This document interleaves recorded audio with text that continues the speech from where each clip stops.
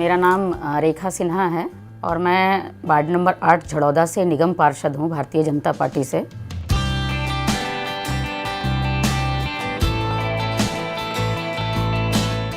कि इस देश की महिलाएं राष्ट्रपति भी बनी, प्रधानमंत्री भी बनी, आज लोकसभा अध्यक्षा भी हैं, विदेश मंत्री भी हैं, रक्षा मंत्री भी हैं, फाइटर भी है, प्लेन भी उड़ा रही हैं और कई सारे समाज में काम कर रही हैं। तो हम महिलाएं कहीं कमज़ोर नहीं हैं।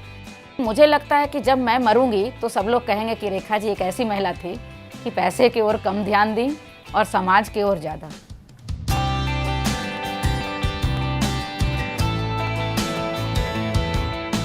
मेरी दिली इच्छा है कि जिस जगह मैं रहती हूँ और जिस देश में रहती हूँ उस देश का एक एक व्यक्ति सुखी हो।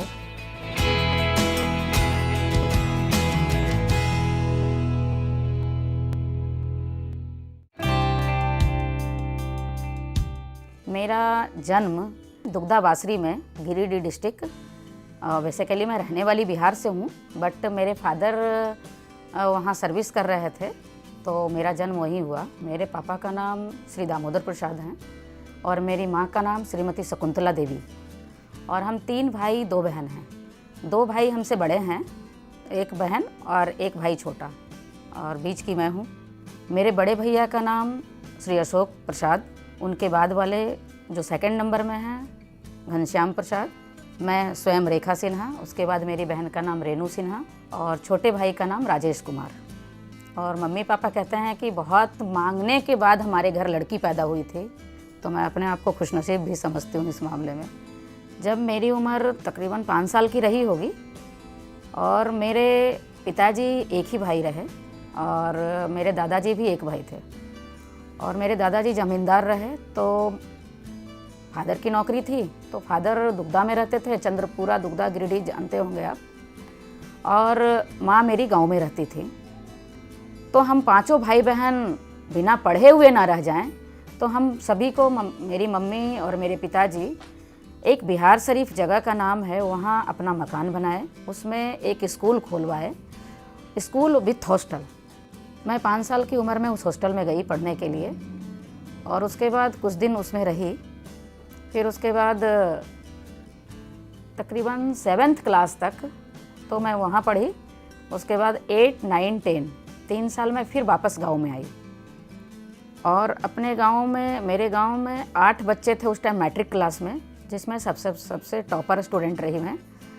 और मुझे उस टाइम गिरिडीह डिस्ट्रिक्ट में हमारे फादर थे, तो वहाँ 8 पॉइंट का नाम नोट हुआ था जिसमें एक बच्चे को स्कॉलरशिप मिला था, वो मैं थी उस टाइम 83 में मैं मैट्रिक का एग्ज़ाम दी थी, तो उसमें स्कॉलरशिप भी ली। मेरे मम्मी पापा हमेशा हम सबको यही चाहते थे कि हम सब अपने से बड़ों का आदर करें। उसके बाद कोई भी आए मिलने जुलने तो उसे विनम्रता से बात करें।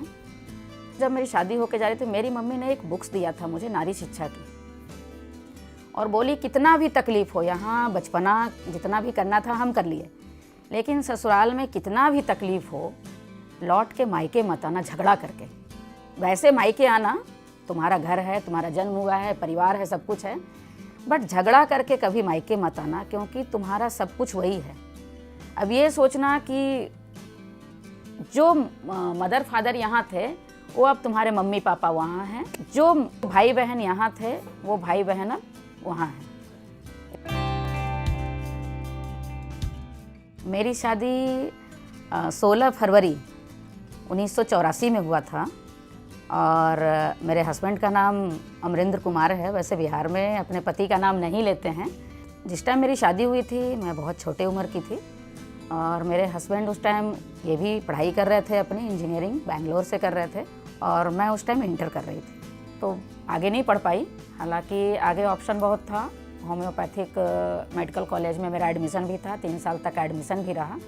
हम दोनों की शादी हुई तो बचपना था, तो मैं भी कुछ जिद कर जाती थी कभी कभी, मुझे ये चीज़ चाहिए वो चीज़, तो कहते थे कोई बात नहीं, मम्मी से नहीं मांगना है, क्योंकि मैं तुम्हें लाया हूँ शादी करके तो मैं ही सब कुछ पूरा करूँगा। मतलब इनके मन में था और मेरा बचपना इतना था कि मैं कुछ भी जिद करती थी तो मुझे चाहिए। इन्होंने मुझे हमेशा कोशिश की है कि मैं खुश रहूं, जब मैं कोई चीज़ कभी कभी जैसे मुझे ये चीज़ लेना है तो बचपना था तो मैं ये नहीं सोचती थी कि इनके पास पैसा है कि नहीं, ये मेरी कमज़ोरी थी या चाहे जो भी। फिर ये कहते थे नहीं मुझे करना है। फिर ये 88 में दिल्ली आए। 88 में दिल्ली आए, उस टाइम प्राइवेट जॉब ढूंढने की कोशिश किए, लेकिन इनका जॉब उस टाइम वर्ण स्टैंडर्ड कंपनी द्वारा राजघाट का जो पावर हाउस बन रहा था, हावड़ा की कंपनी थी, उसमें सबसे पहले इनकी ज्वाइनिंग हुई। फिर मेरे पास फ़ोन आया कि मैं यहाँ एक कमरा ले लिया हूँ और जॉब भी अच्छी है, लेकिन मेरी सैलरी कम है, तो क्या दिल्ली में हम इतने पैसे में एडजस्ट कर जाएंगे?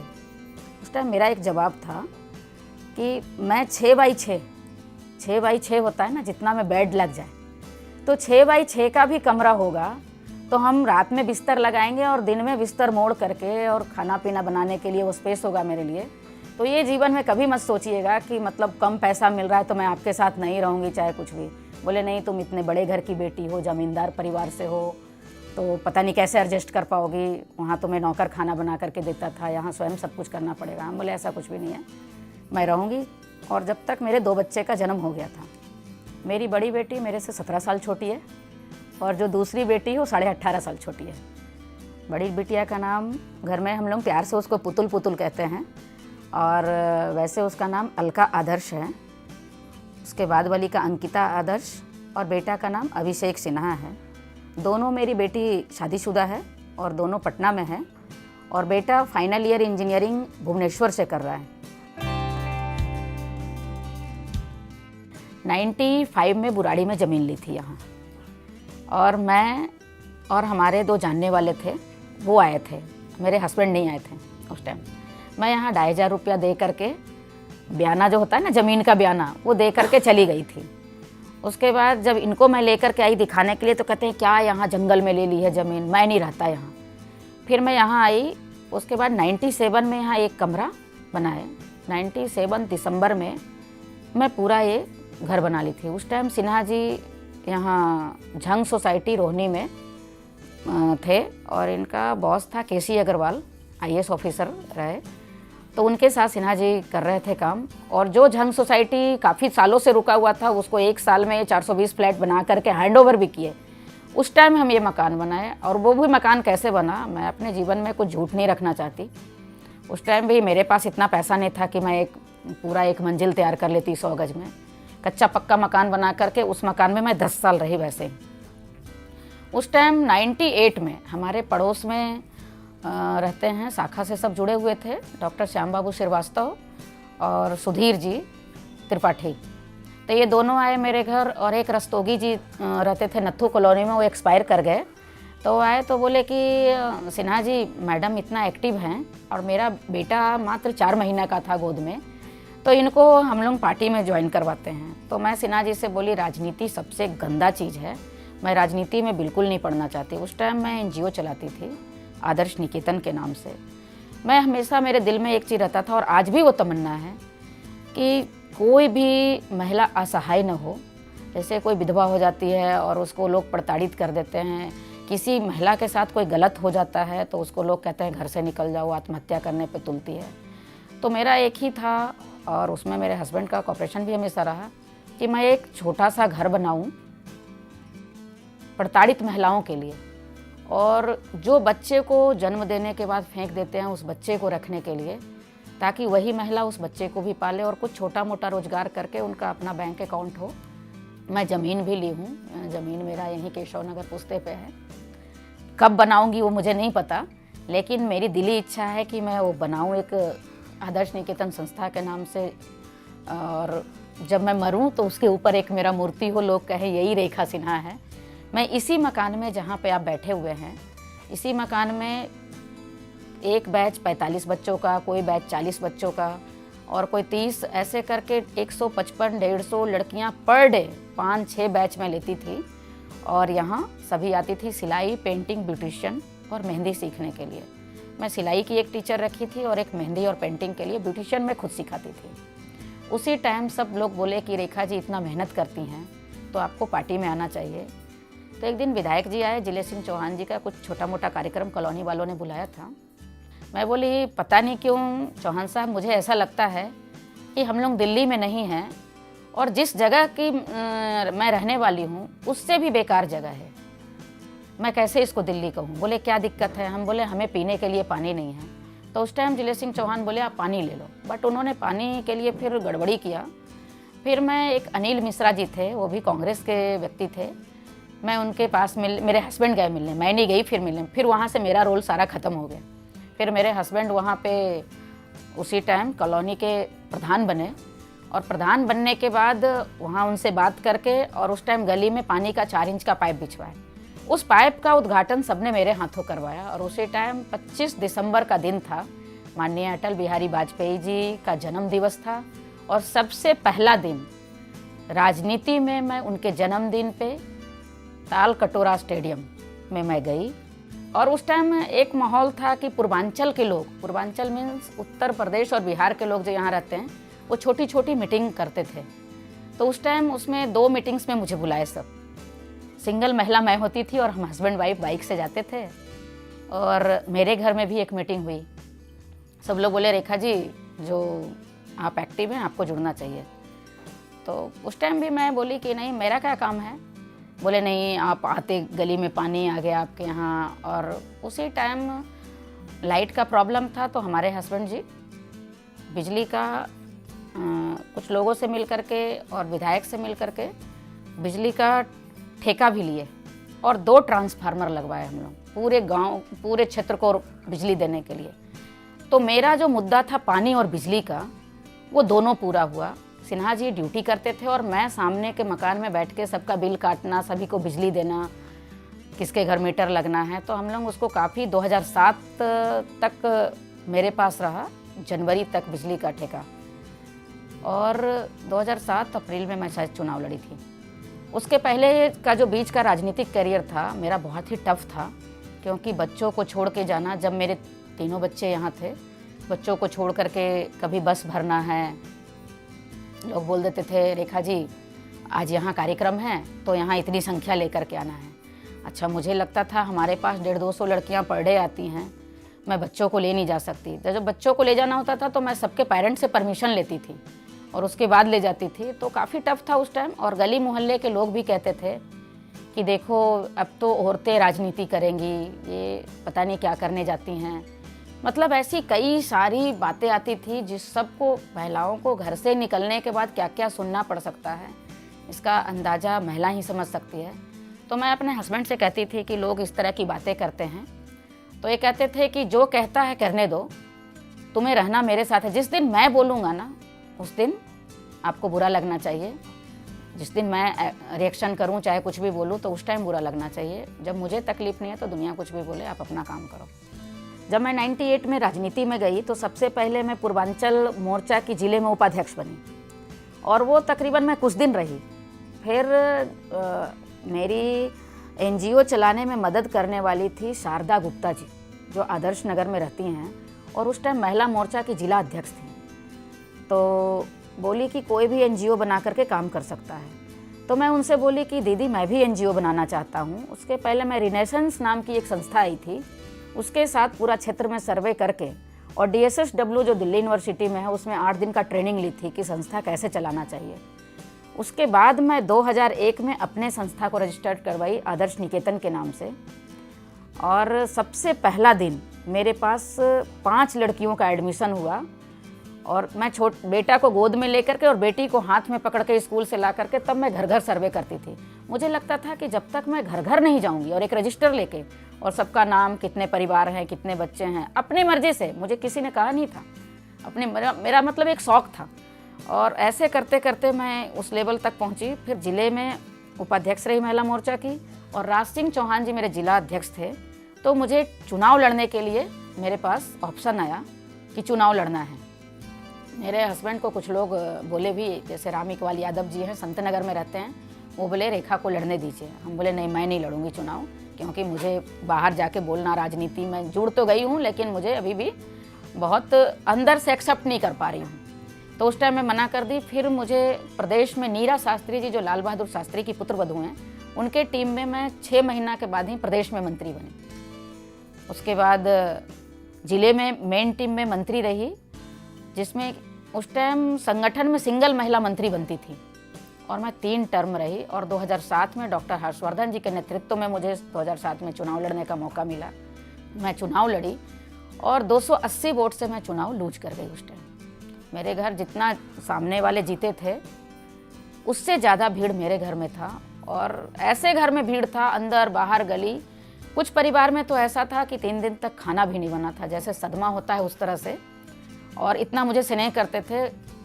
वही प्यार मुझे 5 साल लगातार फिर काम करने की शक्ति दिया। फिर 2012 में मेरा टिकट नहीं हो पाया। मैं उस टाइम भी जिले में मंत्री भी रही और विजेंद्र गुप्ता जी के टीम में कार्यकारिणी सदस्य भी रही। फिर सरिता चौधरी जी के टीम में प्रदेश में मंत्री रही। उसके बाद 12 में टिकट कटने के बाद कुछ लोग बोले कि रेखा जी 5 साल चला गया, 5 साल क्यों वेट कर रहे हो, अगला थोड़ी ना मिलेगा। फिर हम बोले कोई बात नहीं, संगठन सर्वोपरि। मुझे भारतीय जनता पार्टी से इतना लगाव हो गया फिर धीरे धीरे कि मुझे लगा कि, और मेरा पूरा परिवार, मायके और ससुराल, सब भारतीय जनता पार्टी को वोट देते थे और इनके विचार और संस्कार मुझे अच्छा लगता था। मैं 12 के बाद 17 तक फिर स्ट्रगल की, और 17 में जब महिला पुरुष सीट होने लगा तो उस टाइम झड़ौदा सीट महिला हुई और कादीपुर सीट महिला हुआ। तो मैं कादीपुर सीट से टिकट मांग रही थी। फिर मुझे कुछ लोगों का आदेश था कि मैं झड़ौदा से चुनाव लड़ूं। झड़ौदा टफ सीट था, बहुत ही टफ था, और सर्वे में भी नामुमकिन था वो कि 3000 वोट से मैं चुनाव हार रही हूँ। लेकिन भगवान का आशीर्वाद था, कार्यकर्ताओं का सहयोग था, और टिकट में भी काफ़ी कोऑपरेशन रहा जिला अध्यक्ष जी का, ब्रजेश राय जी का, मेरे हस्बैंड का, मनोज तिवारी जी का, माननीय श्याम जाजू जी का और सिद्धार्थन जी का। और बड़े लीडर के पास जहाँ भी मैं गई तो सब यही कहे कि रेखा सिन्हा को चुनाव लड़ना चाहिए, बहुत मेहनती है। 3 दिन का चुनाव रहा मेरा झड़ौदा वार्ड में, और पता चला कि मैं चुनाव हार रही हूँ, और इसके बाद मेरा कैरियर राजनीतिक ख़त्म है। मैं एकदम स्पष्ट बोलना चाहती हूँ, मुझे एकदम हो गया था कि राजनीतिक कैरियर ख़त्म, लेकिन फिर भी मैं संगठन के लिए काम करूँगी। उस 3 दिन में मैं कार्यक्रम रखती थी यहाँ और जाती थी दूसरे दौरे पे। मुझे वहाँ सबसे ज़्यादा सपोर्ट महिला और गरीब परिवार के लोग दिए, और आज भी उन सबको पीड़ा नहीं दे रही हूँ। सभी मतलब स्वस्थ है हमारे यहाँ, चाहे वो रेडी पटरी वाला हो, सब्जी बेचने वाला हो, चाहे किसी भी प्रकार का, चाहे कोई छोटा मोटा अपना मकान बना रहा हो, चाहे बड़ा मकान बना रहा हो, और सब जगह कलेक्शन वलेक्शन चलता होगा, लेकिन मेरे यहाँ सभी आराम से रह रहे हैं। देखिए, किसी भी चुनौती का सामना करने के लिए जब तक परिवार का सहयोग नहीं हो, तब तक हम कितने भी अच्छे हैं, चाहे कितने भी मन में सामाजिक विचार है, हमारे जैसे कई सारी महिलाएं होंगी जिनके मन में काम करने की इच्छा जागती होगी, लेकिन परिवार का सहयोग नहीं मिलता तो कुछ भी नहीं कर सकते। मैं बताती हूँ, अगर आज मुझे परिवार का सहयोग नहीं मिलता तो शायद मैं इस मुकाम पे नहीं होती, और ख़ास करके हस्बैंड का, क्योंकि सबसे बड़ा रोल महिलाओं के जीवन में हस्बैंड का होता है। तो मुझे हस्बैंड का बहुत बड़ा सहयोग मिला, और कई सारे कष्ट आए मेरे जीवन में। जैसे घर से निकलते वक्त लोग कुछ बोलना, फिर उसके मैं आगे बढ़ी तब, अब जैसे पार्टी में ही काम करती थी, काम संगठन का की, उसके बाद भी सबको ये लगता था कि रेखा सिन्हा बहुत आगे ना बढ़ जाए। लोग कहते भी थे कि बिहारियों का राज होगा क्या दिल्ली में, ये बहुत कड़वा सत्य, अरे सब कुछ बिहारी ही करेंगे क्या। तो सुनकर के पीड़ा होता था, लेकिन उस चीज़ को मैं ये कहती थी कि मैंने कभी आप लोगों के साथ गलत नहीं किया। आप त्यागी लड़े, जाट लड़े, गुजर लड़े, तब भी बिहारी तो सपोर्ट किए। लेकिन जब मैं 2007 में लड़ी तो सारे गांव के लोग मेरे विरोध में हो गए। एक श्री कृष्ण त्यागी जी जो 2008 में विधायक बने, अब इस दुनिया में नहीं हैं, उनका सहयोग था पूरे गांव से लड़ झगड़ करके मेरे साथ खड़ा होना, और कुछ मुखमेलपुर के भी लोग थे, 2 गांव उस टाइम साथ में आया था। तो सब लोग कहते थे कि बिहारन बिहारन बिहारन, अब सुबह शाम बिहारन को नमस्ते करना पड़ेगा। तो वो मेरे लिए स्ट्रगल का समय था कि मैं कैसे सबको मोटिवेट करूं।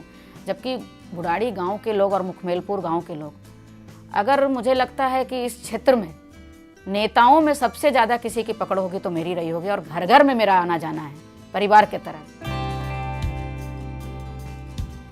चुनाव जीतने के बाद सांसद फंड से मैं 10 लाख रुपए का LED लाइट लगवाई, उसके बाद CCTV कैमरा लगवाई, और कई झड़ौदा गांव की गली बनाई, लाल डोरे की गली बनाई, अग्रवाल स्वीट्स के सामने 3 नंबर गली जो था वो, फिर पर्वतीय अंचल के सामने एक लाल डोरा जगह है, वहाँ की गली बनवाई। उसके बाद अभी मैं 3 दिन पहले 6 तारीख को माननीय मनोज तिवारी के द्वारा तकरीबन 9 काम हम ऐसे किए थे जिसका तोहफा और उद्घाटन जो भी समझिए, उद्घाटन सांसद महोदय जी के द्वारा हुआ, जिसमें झड़ौदा पार्ट 2 में सीसीटीवी कैमरा भी था, 10 लाख के बेंच थे, मलेरिया डिपार्टमेंट की बिल्डिंग जो कि पूरे विधानसभा में सिंगल है, वो बिल्डिंग बना करके दिए हम। एक वहाँ पार्क था, लेकिन वो पार्क डेवलप नहीं हो पा रहा था काफ़ी सालों से, उसमें फुटपाथ बना के तार से पूरा बाइंडिंग करवा करके और उसमें कैसे सुंदर बन सकता है पार्क, उसको बनाने की कोशिश की। उसके बाद मेरे पास यहाँ 2 स्कूल हैं एमसीडी के अंतर्गत। एक स्कूल में जहाँ बच्चे, दोनों स्कूल में बच्चे 10 से 20% ड्रेसअप में आते थे, उन दोनों स्कूल में मैं 100% बच्चों को ड्रेस में लाई। उसके बाद उस स्कूल में एक बच्चों को खेलने के लिए बड़ा सा हॉल बनाई झड़ौदा स्कूल में, ताकि बच्चों को ये ना फील हो कि मैं प्राइवेट स्कूल में पढ़ता तो मुझे ये सुविधा मिलती और सरकारी में हूँ तो ये, वो सारा व्यवस्था उसमें। जगतपुर का स्कूल टूट रहा था, उसको दोबारा से बनवा रही हूँ। एक और पोली क्लिनिक है हमारे यहाँ, उसमें क्लिनिक बहुत बड़ा है, 1200 से 1400 पेशेंट भी आते हैं, उसमें ब्लड टेस्ट की मशीन नहीं थी, वो मैं लाई। बाहर धूप गर्मी रहता था, उसके लिए साइड वगैरह लगाई, बेंचेज लगवाई वहाँ। एक पूरे सिविल लाइन जोन में जो बड़े स्केल से कूड़ा को ख़त्म करता है, ऐसा बहुत बड़ा कॉम्पैक्टर मशीन लगाई जो कि सिविल लाइन में सिंगल है। 2-3 उदाहरण मैं दी जो कि मैंने करवाया अपने वार्ड में, मैंने क्या पार्टी के सहयोग से करवाई। और आज आप बाईपास से अंदर आएंगे, जहाँ कूड़ों का ढेर था वो ढेर ख़त्म हो गया है। 1,40 लाख रुपए के लागत से वो कॉम्पैक्टर मशीन लगा, उसमें 32 मैट्रिक टन एक बार में कूड़ा एडजस्ट होता है और फिर वो नरेला बबाना चला जाता है। और आज पूरे दिल्ली के अंदर एक नाम है कि जो हेरिटेज लाइब्रेरी 10 साल में एक भी डेवलपमेंट नहीं हो पाया था, वो मैं अभी 6-7 महीने में की हूँ। पहली बात, 10 साल से वहाँ ग्रांट नहीं बढ़ा था, नॉर्थ ईस्ट और साउथ में, वो बढ़वाई। दूसरा, 2016 5 अगस्त को एलजी द्वारा 3 करोड़ रुपया आया था, एमसीडी में आया हुआ पैसा, और वो काम नहीं शुरू हुआ था। 150 साल पुरानी बिल्डिंग है, बिल्डिंग की हालत जर्जर हो रही थी, उसको मैं डेवलप की और आपको बताना चाहती हूँ कि कल ही उसका टेंडर फॉलो हुआ है। और उसके बाद वहाँ काफ़ी सारे लोग जो वर्कर काम कर रहे थे उनको एसीपी नहीं मिला था, 7 पे कमीशन नहीं मिला था। 7 पे कमीशन का भी फाइल मैं कल मेयर से साइन करवा के लाई हूँ कि उन लोगों के जन्मदिन के दिन तोहफा दी थी उनको, एसीपी का तोहफा सभी वर्करों को, और अब दूंगी होली का तोहफा दूंगी उन लोगों को कि आपका 7 पे कमीशन हम लागू करते हैं। मुझे सबसे बड़ी प्रेरणा अगर किसी से मिली तो मेरी माँ से, जो मतलब हमेशा ये लगा कि मैं कुछ गलत करूँगी तो मेरी मम्मी को ठेस पहुँचेगा, क्योंकि मेरी मम्मी का लाइफ भी बहुत कष्टदायक था। बड़े घर की बहू होने के नाते और बड़े घर की बेटी होने के बावजूद भी पति जिसका बाहर सर्विस करता हो और पत्नी को गांव में अकेले रहना पड़े, नौकर चाकर जमीन और ब्राहिल के साथ। ब्राहिल मीन्स जो सारा काम दाम देखता है, थोड़ा पीड़ा तो होता था। और बच्चे सब हॉस्टल में रहते हों तो मुझे लगता था, मेरी मम्मी जब कभी भी मैं हॉस्टल भी जाती थी तो कहती थी बेटा मन लगा करके पढ़ना, क्योंकि नहीं तो जिस तरह से मैं अकेले रह रही हूँ, मैं नहीं कभी चाहूँगी कि तुम लोग भी गांव में रहो। तो सबसे बड़ी प्रेरणा मुझे वहाँ से मिली। दूसरी प्रेरणा जो मुझे मिली मेरे सास ससुर से।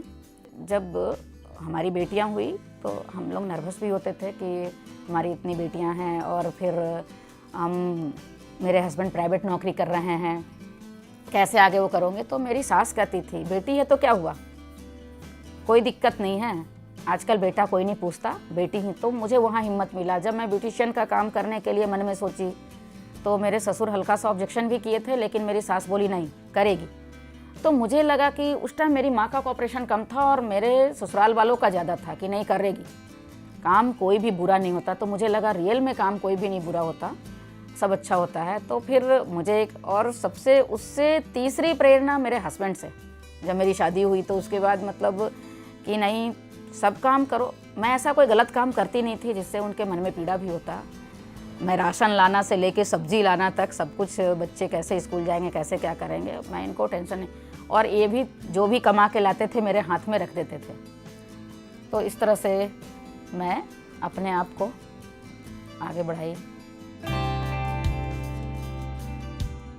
धर्म की कोई परिभाषा नहीं होती और इस धरती पे मेरा कहना है कि हम किसी भी जाति धर्म से हैं, हो सकता है हम हिंदू हैं तो हिंदू में 33 करोड़ देवी देवता हैं। मैं एक धर्म की बात बताती हूँ पहले, फिर मैं दूसरे धर्म में जाऊँगी। तो उनके मन में भी कोई दुर्गा को मान रहा है, कोई शंकर को मान रहा है, कोई काली को मान रहा है। मैं काली का पुजारी हूँ जी, मैं दुर्गा का पुजारी हूँ, मैं शंकर का, मैं हनुमान जी का। मुसलमान में एक ही धर्म है, अल्लाह अकबर, मतलब जो भी हैं उनके एक ही मस्जिद, एक ही नाम दिया हुआ है मस्जिद, ना तो वो दुर्गा ना, मतलब ऐसे कई नाम कहीं नहीं हैं। ऐसे ही गुरुद्वारा में एक ही गुरुद्वारा है, पंजाबियों में भी ऐसे ही। आप चले जाइए ईसाई में तो एक ही धर्म है उनका। लेकिन हम हिंदुओं में बहुत बड़ी विडंबना है। मेरी मम्मी घर में शंकर भगवान की पूजा बहुत करती थी और एक पंडित जी आते थे, क्योंकि मम्मी अकेले रहती थी, कभी महिला है 5 दिन महीना में पूजा नहीं करना होता था, तो ब्राह्मण रखती थी, तो वो दोनों टाइम पूजा करके जाते थे। तो मैं बचपन से शंकर भगवान की बहुत पूजा की, कि आज भी मैं शंकर, दुर्गा और हनुमान जी 3 देवताओं को ज़्यादा मानती हूँ, लेकिन माँ दुर्गा की पूजा ज़्यादा करती हूँ अब। सभी लोग कहते हैं मुझे कि रेखा जी सुबह देखती हूँ या देखता हूँ, महिला पुरुष जो भी मिलते हैं, तब भी आप ऐसी दिखती हैं, और 12 बजे रात में जब देखता हूँ तब भी ऐसे ही मिलती हैं। तो आखिर ये शक्ति कहाँ से आती है? उसकी सबसे बड़ी पता क्या है कि जब आप घर से खुश रहेंगे ना तो सब जगह खुश रहेंगे। और कुछ ईश्वर का आशीर्वाद और आप सभी का आशीर्वाद है कि भगवान हमेशा, मतलब को तकलीफ में भी रहती हूँ, और 4 आदमी जब थोड़ा अच्छी बात करते हैं तो मुस्कुरा देती हूँ, मतलब हमेशा मुस्कुराहट मेरे चेहरे पे रहता है। हस्बैंड को नाश्ता बनाई, अपना बनाई, दोनों का लंच पैक की। हम दोनों गर्म पानी पीते हैं, दोनों का एक बोतल में गर्म पानी लिए और सीधे ऑफिस में। सिन्हा जी सफाई का काम देखते थे और मैं क्षेत्र में पूरा फील्ड में घूम करके जहाँ से भी कॉल आया मैं तत्काल पहुँची वहाँ पे। लेकिन अभी अस्वस्थ हैं, अब 2 महीना से ऑफिस नहीं जा रहे हैं सिन्हा जी, 2 महीना से इनकी हालत थोड़ा ज़्यादा ख़राब है और मैं बाहर का काम देखती हूँ पूरा। थोड़ा स्ट्रगल तो है, मैं पहले भी बताई थी, लेकिन फिर भी खुश होकर के करती हूँ जो भी करती हूँ।